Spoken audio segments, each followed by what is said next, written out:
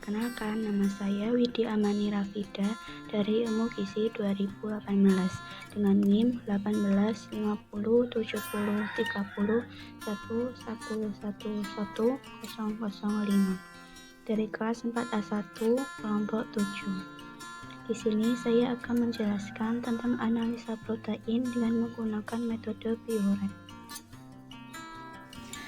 Berikut bahasan yang akan saya bahaskan, yaitu yang pertama, gambaran umum, tujuan analisa, prinsip kerja, proses dan analisa prosedur, serta hasil.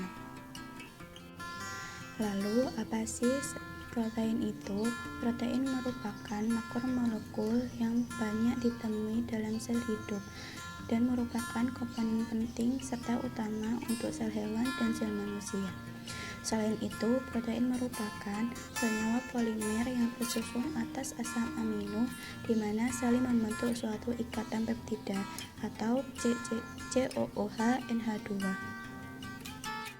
Lalu, apa sih analisa protein dengan menggunakan metode Biuret?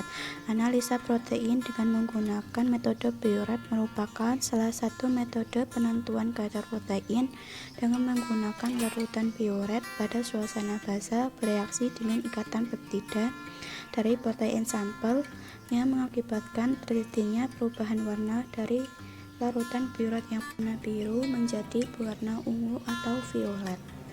Selanjutnya, saya akan menjelaskan tentang tujuan analisa, yaitu untuk mengetahui jumlah konsentrasi serapan zat dalam berbagai bahan yang diujikan. Lalu, untuk prinsipnya sendiri, yaitu didasarkan pada pengukuran serapan cahaya oleh ikatan kompleks yang berwarna ungu dari protein yang bereaksi dengan reaksi Biuret, di mana yang bentuk kompleks adalah protein dengan ion Cu2+ yang terdapat dalam reaksi Biuret dalam suasana basah. Dalam penelitian Jubaida tahun 2016 menyebutkan bahwa semakin tinggi intensitas cahaya yang diserap oleh spektrofotometer UV-Vis, maka semakin tinggi pula kadar protein yang terdapat dalam zat yang kita ujikan tersebut. Analisa protein dengan menggunakan metode Biuret ini mempunyai keuntungan, yaitu bahan yang digunakan relatif murah, namun untuk kelemahannya sendiri yaitu sensitivitas terhadap bahan yang diidentifikasi rendah sehingga diperlukan dalam jumlah yang sedikit. Baik, sekarang kita memasuki prosedur dan analisa prosedur. Itu kita harus menyiapkan bahan dan alat yang kita butuhkan untuk analisa tersebut. Yang pertama, untuk bahan sendiri ada tempe, tahu, susu full cream, putih telur, biskuit susu, aquades, reaksi Biuret, dan larutan protein standar. Untuk reaksi Biuret ini digunakan untuk mengetahui keberadaan gugus kimia ikatan peptida dalam suatu protein. Sedangkan untuk larutan protein standar kami menggunakan buffing serum albumin atau BSA yang berfungsi untuk membuat kurva standar karena stabilitasnya untuk meningkatkan sinyal dalam tes, kurangnya efek reaksi kimia, dan biaya yang rendah. Selanjutnya, alat yang kita butuhkan yang pertama ada spektrofotometer UV-Vis. Digunakan untuk mengukur absorbansi untuk menentukan kurva standar. Selanjutnya ada sentrifuge, digunakan untuk mengendapkan protein yang terdenaturasi pada sampel cair. Selanjutnya ada timbangan analitik untuk menimbangkan sampel. Selanjutnya ada mikropipet, ada blender untuk menghaluskan sampel padat. Kemudian ada tabung reaksi untuk menyimpan sampel atau menampung sampel. Selanjutnya ada tampung reaksi. Selanjutnya ada gelas ukur, pipet ukur, gelas kimia, corong kaca, tip, arloji, corong plunger, laju plunger, batang pengaduk, pipet tetes, vortex, spatula, kertas saring, serta inkubator. Selanjutnya untuk prosedur sendiri ada dua tahap. Yang pertama, pembuatan kurva standar. Pertama-tama Yang kita lakukan haruslah membuat larutan PSA dalam Aquades dengan konsentrasi 4 mg per mililiter. Kemudian masukkan ke dalam tabung reaksi dengan berbagai konsentrasi larutan standar. Kemudian tambahkan Aquades sampai volume total masing-masing 4 ml. Tambahkan 6 ml reaksi biuret ke dalam masing-masing tabung reaksi, kemudian homogenkan. Kemudian simpan tabung reaksi pada inkubator suhu 37 derajat Celcius selama 30 menit sampai terbentuk warna ungu yang sempurna.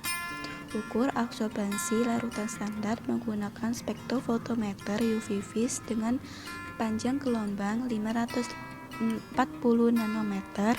Kemudian catat nilai absorbansi tiap larutan serta buat kurva standarnya. Selanjutnya untuk tahapan yang kedua, yaitu penetapan sampel. Untuk sampel padat sendiri, yang pertama-tama timbang sampel padat kurang lebih 3 gram, lalu tambahkan 15 ml Aquades. Kemudian hancurkan sampel yang telah di blender, kemudian saring, lalu dilanjutkan dengan disentrifugasi pada kecepatan 4000 rpm selama 15 menit. Kemudian supernatan yang diperoleh diambil untuk dipergunakan sebagai sampel. Selanjutnya untuk sampel cair sendiri, apabila berbentuk konsentrat dan tidak berkeruh, maka sampel cukup diencerkan saja. Namun apabila sampel keruh, maka harus dilakukan sebagai berikut. Pertama-tama, ambil ekstrak sebanyak 0,4 ml dan masukkan ke dalam tabung reaksi. Kemudian tambahkan Aquades hingga 0,6 ml. Selanjutnya, tambahkan 10% TCA sebanyak 1 ml pada masing-masing tabung reaksi agar protein dapat terdenaturasi. Kemudian, sentrifus pada kecepatan 3000 rpm selama 10 menit hingga protein yang terdenaturasi mengental. Lalu, supernatan dibuang dengan cara degantasi. Pada endapan ditambah 2 ml etil eter, homogenkan, lalu disentrifuge kembali agar menghilangkan residu TCA. Biarkan mengering pada suhu ruang. Tambahkan 4 ml Aquades lalu homogenkan.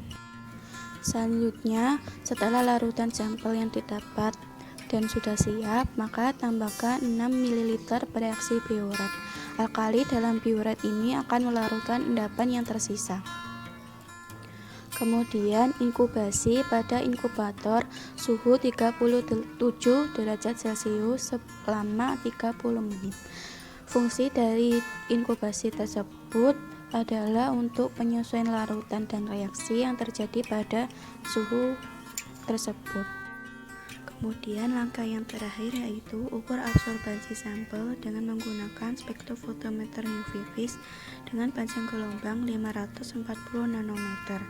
Kemudian catat nilai absorbansi yang didapat dan hitung kadar proteinnya.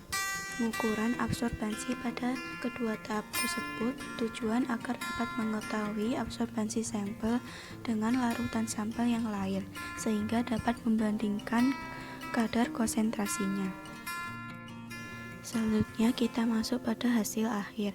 Dari tahapan yang sudah kita lakukan sebelumnya didapatkan hasil seperti gambar tersebut. Pada gambar tersebut terdapat sampel berwarna biru yang menandakan tidak ada protein, sedangkan pada sampel warna ungu menandakan adanya protein. Untuk sampel pink sendiri menandakan adanya peptida yang hadir. Berikut merupakan referensi yang saya gunakan dalam pembuatan video ini. Sekian yang bisa saya sampaikan.